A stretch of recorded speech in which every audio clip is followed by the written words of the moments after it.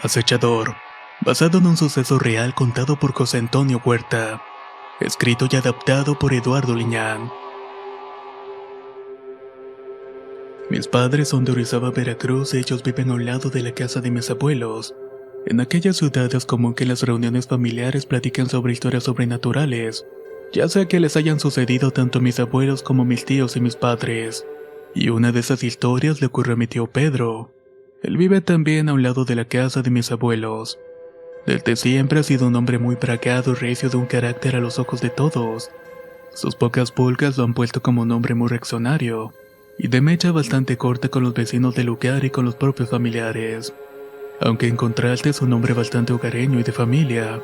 En una época en la que Orizaba era una ciudad tranquila y libre de situaciones de crimen organizado, era raro que sucedieran hechos de sangre o delitos comunes. Y aunque los vecinos se conocían, de tanto en tanto habían robos en la colonia perpetrados por lugareños de otras colonias vecinas. De tal suerte que mi tío siempre tenía una pistola cargada en el buró de su cuarto, siempre lista por si tenía que utilizarla para dar cuenta de algún ladrón o espantarlo al querer robar su casa. Sucedió que cierta madrugada se despertó alertado por unos ruidos de pisadas en el techo. Al incorporarse de la cama por los sonidos, pudo notar que era alguien que estaba corriendo los techos de lámina de los vecinos. De inmediato se levantó y tomó el arma para salir a ver quién o quiénes eran los que andaban merodeando las casas. Al salir al patio armado con una pistola y su lámpara, pudo ver un par de figuras que corrían por los techos de la casa intentando escabullirse. Quizás de algún robo que había perpetrado, por lo cual el tío comenzó a tirar al aire y luego a darles. Al ver que no se detenían, tan solo vio cómo desaparecían en la oscuridad de la noche. Mientras tanto, los vecinos salían alertados de sus casas para ver qué era lo que había sucedido. Y mientras el caos se hacía afuera, mi tío simplemente se metía a su casa para continuar durmiendo. Noches después, nuevamente un ruido extraño interrumpió el ligero sueño del tío. Este, sin dudarlo, tomó de nuevo el revólver y salió para ver quién andaba merodeando. Antes de salir, pudo notar que alguien andaba en el techo de su casa y se paseaba por este. Estaba dando brincos y pasos pesados que hacían sumir el techo de lámina en la azotea. Entonces comprendió que era imposible que eso estuviera pasando, ya que era muy complicado subir al techo alto de la casa sin que se dieran cuenta, o sin que se utilizara algún tipo de escalera larga, y solo se podía meter a esta última por el interior de la casa.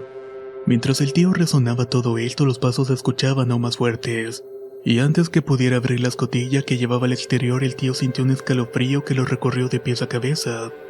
Un viento comenzó a soplar en el ambiente, llenándolo de un hedor extraño y una sensación de petrificación que nunca había sentido.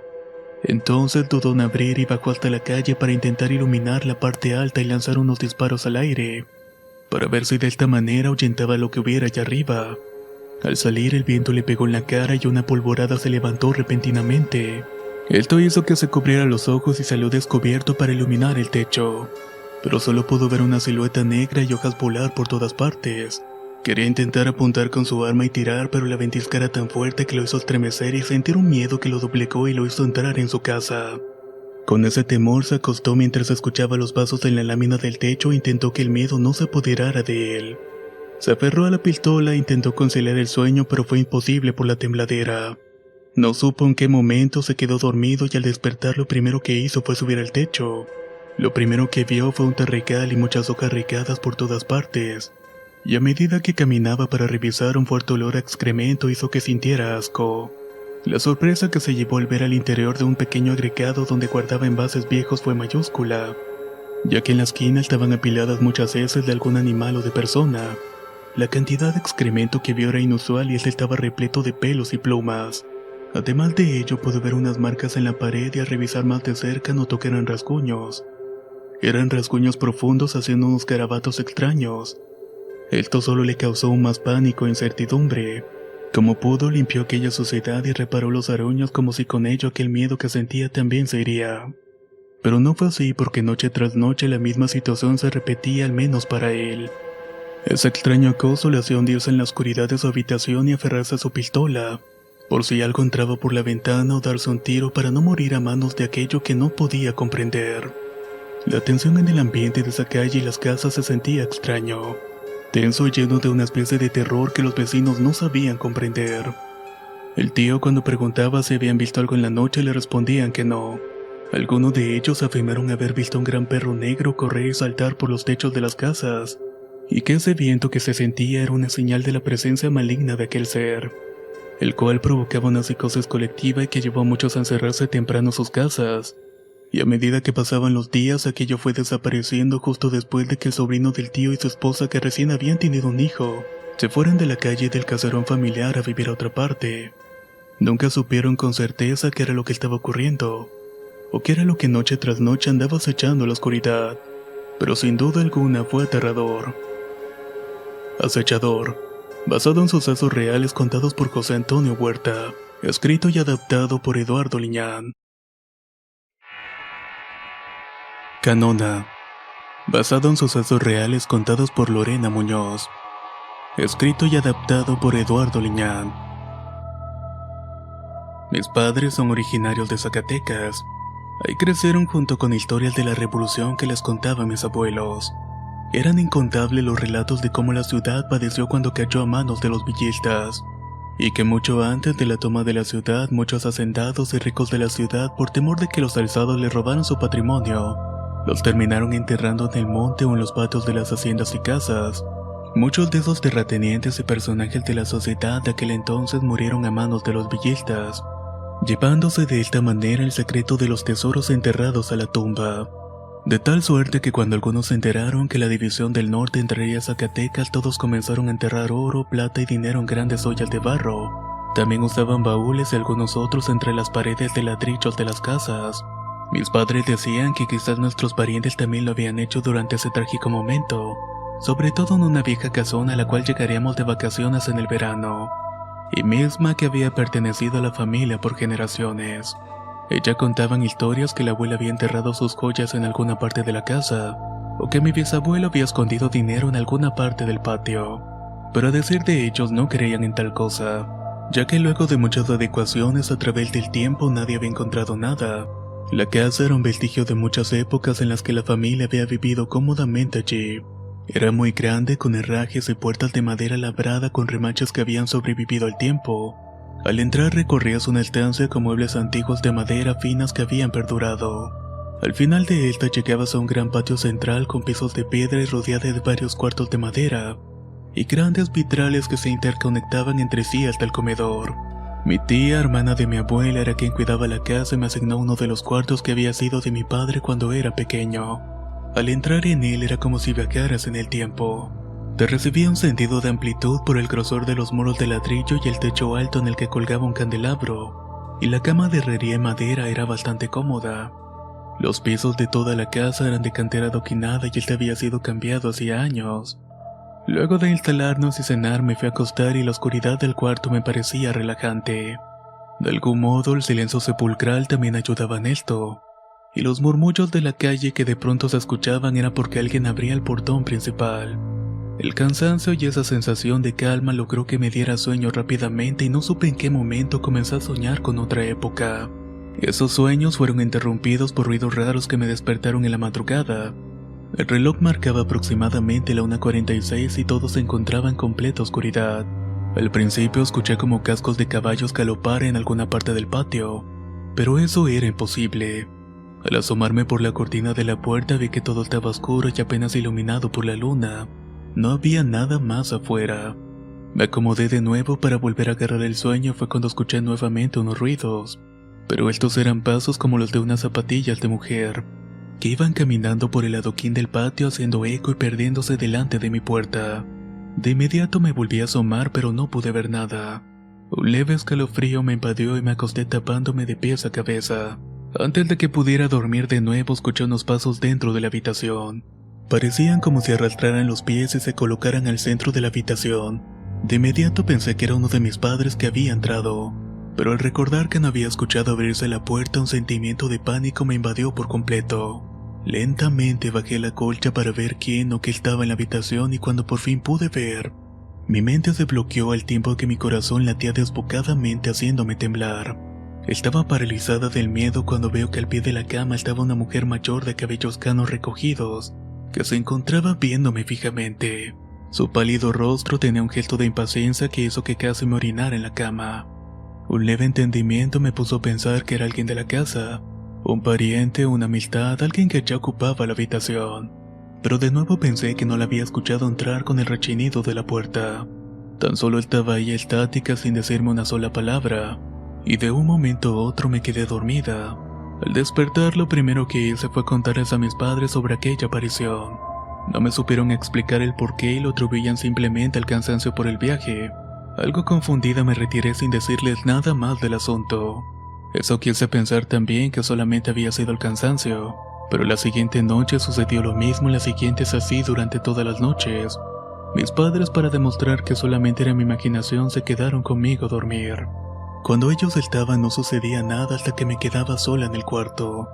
De algún modo aquella aparición solo se presentaba y se quedaba ahí estática sin hacer o decir nada. Se quedaba un buen rato y después desaparecía simplemente. La fuerza de la costumbre de ver aquel fantasma y que no hiciera nada hizo que tuviera cierta confianza, haciéndome perder cualquier ápice de temor. No le di demasiada importancia hasta que una de las últimas noches que estuve en la habitación. Entre sueños y después de aparecerse alcancé a escuchar su nombre, el cual era Canona. Por la mañana meditaba en aquel nombre de la aparición y preguntaba a mis padres sobre ello. Sin saber qué responder, me dijeron que solamente eran figuraciones mías y que ahí no había nada. Mi padre decía que mientras vivió ahí nunca vio nada o se le pareció algo extraño. A pesar de ello, continué con la búsqueda del nombre. Fue el último día de vacaciones que pasé en la casa que supe quién era Canona. Mientras tomábamos el desayuno surgió una plática con mis familiares sobre las supuestas apariciones, y se burlaban de mí por ser una cazafantasmas, clarividente o adivinadora del futuro. Todos estallaban en risas burlonas mientras estábamos desayunando, pero los hice callar cuando hice una pregunta que nadie esperaba. ¿Quién es Canona? Al decir esto, las risas cambiaron por gestos de seriedad y mi tía, hermana de mi abuela, fue la que habló primero. ¿Dónde escuchaste ese nombre, niña? Ese es el nombre que me dio lo que ustedes llaman mi supuesto fantasma. Después de decir eso, mi tía se quitó los lentes para limpiarlos y un gesto de tristeza se reflejó en su rostro. Canona era mamá de mi finado esposo y abuela de tus primas. Así le llamábamos mis hermanas y yo. Mamá Canona. Mi tía comenzó a contarnos una historia extraña sobre su suegra que nadie, incluidos mis padres, sabían. Ella había muerto durante la toma de Zacatecas en la casa precisamente. Luego de buscar a salir de comer no pudo a tiempo regresar cuando comenzó el ataque, y desafortunadamente fue alcanzada por una bala. Muy apenas logró llegar y meterse al cuarto donde me quedaba y ahí murió desangrada. Era una historia triste que nadie quería contar. Mi tía tan solo me dijo que si la volvía a ver le preguntara qué era lo que deseaba, algo que no haría ya que esa misma tarde regresaría a mi casa, y no volvería a esa casa antigua durante un buen tiempo. A dichos de la tía y mis familiares, yo era la única que la había visto. Por alguna razón que desconocía estaba consciente de ello y el asunto quedó en una anécdota. Tiempo después supe que habían encontrado un baúl en aquel cuarto donde desaparecía Canona. Al hacer una reparación en el piso hallaron enterrado lo que parecía ser un gran arcón cuyo contenido no me fue revelado, pero supe que contenían secretos de la familia que solo mi tío y mis tíos supieron, y que no deseaban que se conocieran ya que quemaron el baúl con todo su contenido. El secreto se perdió con él y nunca supe si Canona se siguió apareciendo en aquella casa, pero supongo que el mensaje que quería revelar era ese, el que encontraran su baúl y sus secretos. Canona, basado en sucesos reales contados por Lorena Muñoz. Escrito y adaptado por Eduardo Liñán. El juego, basado en sucesos reales contados por Elizabeth Álvarez. Escrito y adaptado por Eduardo Liñán. Sucedió al caer la tarde que teníamos una plática entre amigos. Nos juntamos en la casa de uno de ellos para celebrar algo, aunque no recuerdo muy bien qué. La conversación se dio hasta altas horas de la noche, y dio pauta para hablar sobre temas paranormales y alguien terminó hablando sobre la Ouija. El tema despertó nuestra curiosidad por el hecho de poder comunicarse con espíritus a través de una tabla, y que nuestro entendimiento era algo interesante y emocionante. Lejos de sentir temor, se instaló en nosotros un sentimiento en el cual queremos experimentar el ver si era cierto. Así que al calor de unas cervezas y muy animados lanzamos un reto.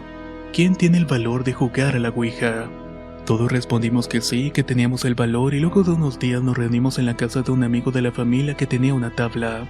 Un hombre que llamaré Ramiro de unos 30 años y con un aspecto siniestro. Él conservaba una tabla desde hacía mucho tiempo y a dichos de mis familiares se dedicaba a la brujería, ya que unos tíos le habían encargado unos trabajitos, y a pesar de ello había cierta amistad con él, así que no tuvimos empacho en pedir que nos mostrara cómo jugar la ouija. Nosotros éramos unos adolescentes en aquel tiempo con 15 y 17 años, teníamos la curiosidad y la voluntad de jugar, así que le pedimos al hombre que nos enseñara y nos dijo que lo haría, pero que solamente sería por la noche. Debíamos reunirnos en la Cruz, una calle que llevaba al cementerio local en punto de las 11 p.m. Nuestra imprudencia, alimentada por la curiosidad, nos hizo aceptar la cita, así que nos pusimos de acuerdo tanto mis primos y yo. Inventamos una excusa para salir de nuestras casas sin que se dieran cuenta nuestros padres. Casi a la hora de la reunión acomodamos almohadas en la cama para hacer bulto y salimos a hurtadillas por el patio de la casa. Corrimos hasta el punto y ahí estaba el dueño de la ouija con unos amigos. En total éramos 8 personas las cuales iríamos al cementerio. Al llegar el cuidador se apalabró con Ramiro y entramos al cementerio. El hombre nos condujo hasta una vieja tumba muy metida en el camposanto y la cual había perdido la lápida. Estaba bastante ennegrecida por la lluvia y el tiempo. Le faltaba un pedazo en la esquina, por lo cual te daba la impresión de que ahí saldría la mano de un muerto. A todos nos inquietó aquel asunto, y más cuando nos dijeron que había pertenecido a un hombre sabio al cual nos contestaría muchas de nuestras preguntas. Sin más explicaciones, Ramiro sacó la tabla de una bolsa negra y la colocó en el centro de la tumba. Hecho esto, nos dijo que nos sentáramos alrededor y que colocáramos una mano cada uno de nosotros en la tabla, y de esta manera invocar al espíritu oscuro, como le decía. Quiero que cierren los ojos y se concentren. Escuchen lo que les digo. Si digo basta, el juego termina. Dejen el temor de lado porque sé que algunos aquí apestan a miedo. Voy a invocar al dios de la oscuridad y a mí no me gusta invocar espíritus ni ánimas solas, expresó Ramiro enfrente de nosotros. Yo no tenía miedo y me causaba un poco de gracia y furor todo aquel ambiente raro y oscuro que nos rodeaba, y entonces preguntó: ¿estás aquí con nosotros? En eso el apuntador se mueve solo en la tabla y coloca unas letras diciendo: sí estoy. Al decir esto, el semblante del hombre cambió por uno más extraño y con una voz ronca diferente a la cual escuchábamos. Él nos dice: cierren los ojos, tómense de las manos y no rompan el círculo. Empecé a sentir una presión muy fuerte en mis hombros y sentí un largo cosquilleo en la nuca, seguido de una especie de calor interno que me molestó un poco y se instaló en mi rostro. Al momento de decir eso, Ramiro gritó que cerráramos los ojos para comenzar los ritos iniciales e iniciar el juego. Todos lo hicieron menos yo. El brujo comenzó a convulsionarse de una manera muy extraña. Al principio pensé que era una especie de juego enfermo y teatro, pero cuando comenzó a balbucear algunas frases inentendibles mi semblante cambió, y más cuando vi que sus ojos comenzaron a cambiar de color. El pavor que sentí al ver el cambio en sus ojos me produjo un escalofrío tremendo recorriendo mi espalda. Mis manos comenzaron a sudar queriendo soltarlas para huir en ese momento. Ya solamente pensaba que todo había sido una mala idea. Cuando Ramiro dejó de convulsionarse se quedó estático, y mirándome lanzó un bramido con una voz atronadora: te dije que cerrara los ojos. El terror me produjo un espasmo en mi pecho que me costó jalar aire para dar un grito, mismo que se quedó ahogado cuando una de mis primas de pronto cayó en la lápida, y se convulsionó horriblemente hasta quedarse desmayada por completo. En este punto todos nos espantamos y unos salimos huyendo del sitio, mientras otros cargamos a mi prima y salimos del lugar. Ramiro se comenzó a reír y nos gritó algo que cambiaría nuestras perspectivas de las cosas. Les dije que no rompieran el círculo, muchachos pendejos. El regresar a la casa fue tortuoso con mi prima a cuestas. Al llegar intentamos despertarla y reanimarla, pero yo estaba en shock por todo lo que estaba pasando y el susto. Después de mojarle la cara y darle un poco de agua, comenzó a reanimarse, y cuando lo hizo lanzó un grito que nos alertó y de inmediato nos hizo meternos a la casa. Ella estaba como ida de la mente y no reaccionaba y pensamos lo peor. Para nuestra suerte, nuestros padres aún seguían dormidos y llegamos al cuarto, y mientras acostábamos a mi prima rogábamos para que no le sucediera nada malo. Esa noche mi primo y yo no pudimos dormir y estuvimos pensando en todo lo que había pasado. Yo pensaba una y otra vez en el rostro transformado de Ramiro cuando nos gritó. Por la mañana mi prima despertó como si nada, pensando que todo había sido una pesadilla, y unos días después, no sé si por casualidad o a consecuencia de nuestro juego fallido, uno de los compañeros y amigos del grupo que fue al cementerio Murió en un accidente de carretera después de volcar su auto. El segundo que murió fue un compañero siendo asaltado y muerto por un ladrón dejándolo tirado. El siguiente en morir fue otro compañero que enfermó repentinamente. Unas fiebres consumieron su cuerpo y espíritu hasta que su corazón no soportó más y murió. Nunca supieron la causa real de su muerte. Los únicos que sobrevivimos hasta ahora han sido mis primos y yo. Ramiro dice que algo nos protege, pero que no nos confiemos, aunque intuyo que es porque tiene algún pacto con mis padres. Juramos no hablar del asunto con nadie porque le tememos a este extraño personaje que es Ramiro, y le tememos mucho más por el hecho de que nunca envejece. De algún modo han pasado años desde ese evento y él sigue igual. Siempre que me lo encuentro de casualidad se ríe de manera extraña y me mira de una forma molesta. Cada que tiene oportunidad me pregunta si quiero jugar a la Ouija y cerrar aquel juego que empezamos siendo adolescentes. Pero mi respuesta siempre ha sido la misma. Aunque confieso que he estado tentada en seguir el juego y ver qué sucede a continuación. Pero sé que si lo hago, aquella oscuridad que vive en el interior de Ramiro por fin se dé cuenta de nosotros. Quizás nunca lo sepa. El juego, basado en sucesos reales contados por Elizabeth Álvarez, escrito y adaptado por Eduardo Liñán. Si quieres conocer más historias del mismo autor, te invito a visitar el enlace que dejaré en la descripción del video. Nos escuchamos en el próximo relato.